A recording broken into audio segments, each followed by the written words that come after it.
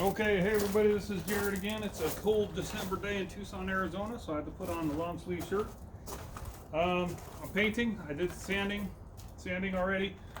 Okay, one of the things I know I wanted to tell you guys about was the cost of things. The palm sander, let's see that real quick.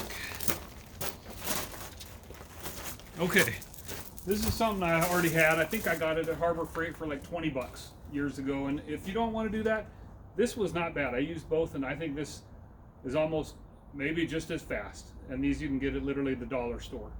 It's a sanding sponge is what it's called, or obviously sandpaper, and you can get a sanding block, which just makes it a little easier. It's something, if you don't know, you just kind of fold your sandpaper and attach it to the block. It just gives you a better handle about this size. But either way, okay, paint. This is paint from a house, the bathroom at the house we lived at 6 years ago. My wife likes to paint stuff, and then she likes to save the paint, so it's bathroom color. That's free. Now I got paint. It's paint and primer in one.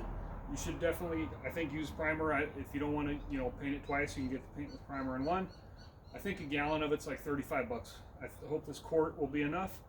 That's it. I'm gonna paint it and start with the 2x8s here that go as the ledgers up on the wall, and then I'll do the rest. I'm not gonna make a video of me painting, but again, this is from the dollar store. I think you can get this at the dollar store. We had it already. Yeah, I know you can get the big ones at the dollar store and just use a big one, and you can use a big roller. I got this little one because I'm doing 4x4s, and I'm just gonna paint back and forth, but I'm not gonna film it. Okay, that's it. Like and subscribe, all that YouTube stuff. Thanks for watching.